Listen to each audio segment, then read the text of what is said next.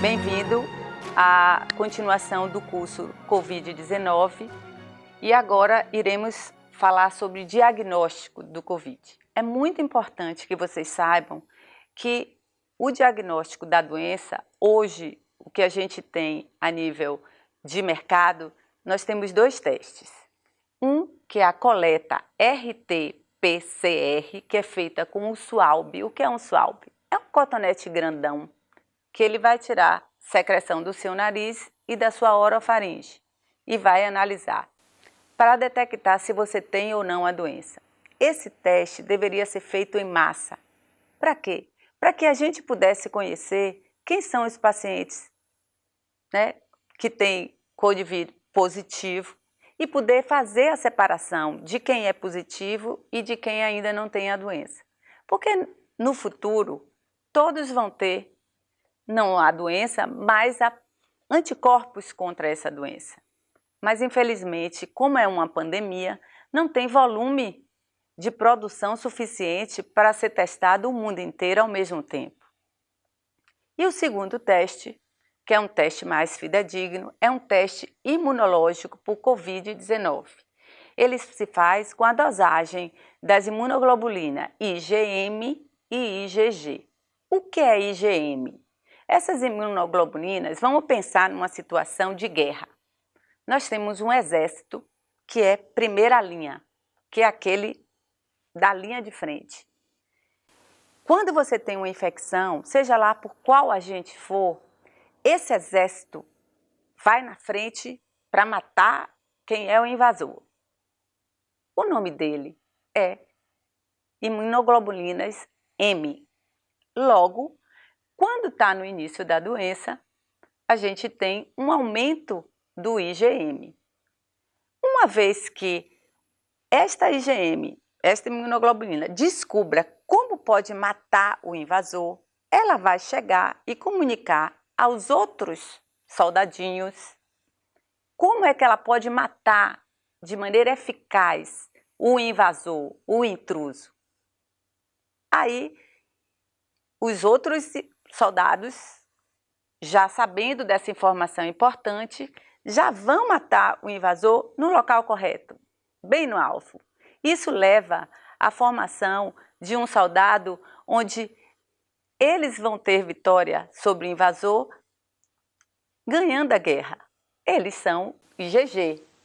Os IgM são os primeiros e os IgG são os que são considerados anticorpos quando que, uma vez que você já tem a doença, você já desenvolveu células que conhecem quem é o inimigo. Então, esse inimigo não vai ter mais vez.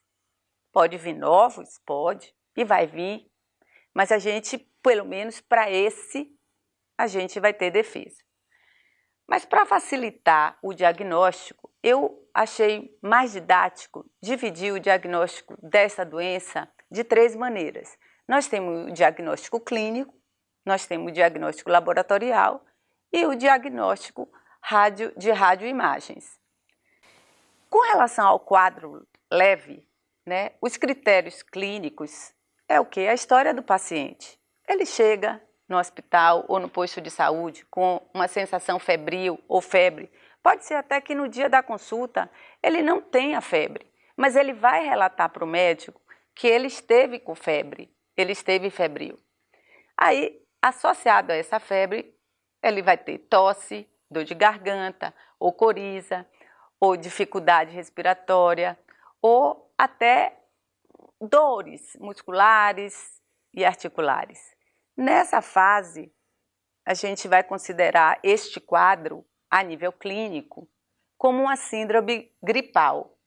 Mas, caso o paciente não sabe informar direito, quais são os outros dados que são muito importantes para o diagnóstico clínico? Primeiro, você tem contato ou teve contato com alguém que esteja com coronavírus?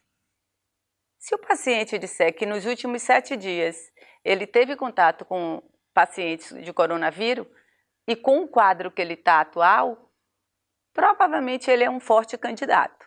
E uma outra, assim como histórias de viagens recentes para o exterior ou viagem dentro do próprio país para locais onde tem um índice alto de infecção do coronavírus, dentre outros critérios. Isso é importante, porque junto com o quadro clínico associado à fonte, junta e já é um dado a mais para o médico confirmar se tem ou não coronavírus.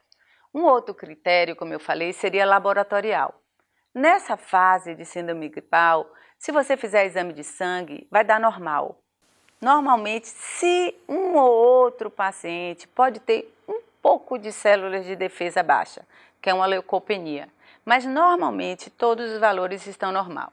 Se você for colocar o oxímetro no dedo para ver como é que está a oxigenação, 100%, algum esforço 99%, mas nenhuma alteração. A nível de critério de radioimagens, se fizer um raio-x vai dar normal. Se fizer um ultrassom, pode ser que dê uma linha B, pode ser, mas normalmente é normal. Tomografia pode ser normal. Ou com pequenas áreas de vidro fosco localizada, mas coisa que pode se passar tranquilamente como despercebida. Nos quadros moderado a grave, onde a piora do paciente é mais importante, tem um desconforto respiratório ao respirar, ou a pressão, quando o paciente vai respirar, é como se tivesse dificuldade de expandir o pulmão, é como se fosse uma pressão no tórax causando essa dificuldade. Se você colocar o oxímetro, você já vai ver que a oxigenação já está entre 95% a 99%. Ele já não está respirando o suficiente para oxigenar até a periferia do corpo. E ele, quando evolui muito essa baixa de oxigenação, ele começa a apresentar os lábios arroxeados ou azulados, a face azulada, já demonstrando que a insuficiência respiratória já está se instalando. Daí, para uma fase grave, que é quando já tem a síndrome de insuficiência respiratória aguda grave, é rápido. Então, os critérios laboratoriais para os quadros moderados, temos hemograma completo, já tem uma piora das células de defesa, uma leucopenia um pouquinho maior ou já presente em relação aos quadros que não têm sintoma. A saturação de oxigênio já vai de 93 a 95, com um aparelhinho que chama-se oxímetro. Já existem algumas alterações referentes a início de um processo inflamatório, que são alteração da ferritina, da proteína C reativa. E já começa a alterar o D-dímero, que é uma substância que começa a dar o pulo do gato para começar a formação de trombos, que são coágulos, que uma vez parem em qualquer lugar, pode causar danos bem graves. Quanto aos critérios de radioimagem dos quadros moderados, a gente no raio-x já apresenta um aumento da espessura da pleura. O que é pleura? Pleura é uma película que cobre todo o pulmão. Ele é todo revestido por uma película e essa película começa a se espessar. É como se o pulmão dissesse assim, já que eu estou inflamado, eu vou proteger o organismo para ele ficar só aqui. Aí ele começa a criar uma barreira para tentar controlar a infecção ali. No ultrassom, já existe um aumento da linha B. E na tomografia computadorizada, já existe uma imagem de vidro fosco sugerindo uma pneumonia. Nos quadros graves, laboratorial, porque o quadro clínico do moderado para grave é só a intensidade de sintomas. Nos quadros laboratoriais do quadro, critérios laboratoriais para os quadros graves, a gente já tem um processo inflamatório maior. Já existe uma formação de trombos. Então, tem aumento de ferritina, proteína C reativa, desidrogenase lática, dedímero e o nível do interleucina 6 também está alterado. Agora, no hemograma, além da leucopenia, nós temos uma plaquetopenia, que é uma diminuição no número de plaquetas. Com relação a critérios de radioimagem, nós temos o raio-x, a espessura da pleura já é maior do que o encontrado no quadro moderado. A linha B no ultrassom já está bem mais aumentada. E na tomografia a gente tem um vidro fosco, já está com pneumonia instalada, muito mais grave do que no quadro anterior. E nos quadros gravíssimos, quando normalmente os pacientes já estão na UTI, né, que aí não tem como controlar essa oxigenação se não tiverem na UTI, porque a oxigenação está muito baixa. Já existe uma atividade trombótica bem maior, a formação de trombos é mais intensa, com aumento da ferritina, proteína C reativa, do dedímero, com aumento do sangramento. E já existe a síndrome hematofagocítica, quando já tem uma destruição imensa do número de células do sangue, diminuindo células de defesa com leucopenia, linfopenia, diminuição de células que controlam para não coagular, para não formar trombos, que são as plaquetas, e já tem uma destruição muito grande. Nesta fase, além do quadro pulmonar, nós já temos um quadro hemático importante, onde vocês já começam a ver que o quadro está piorando bastante. A nível de radioimagem, a tomografia, o vidro, o resto não é feito, já é feito só a tomografia para controle.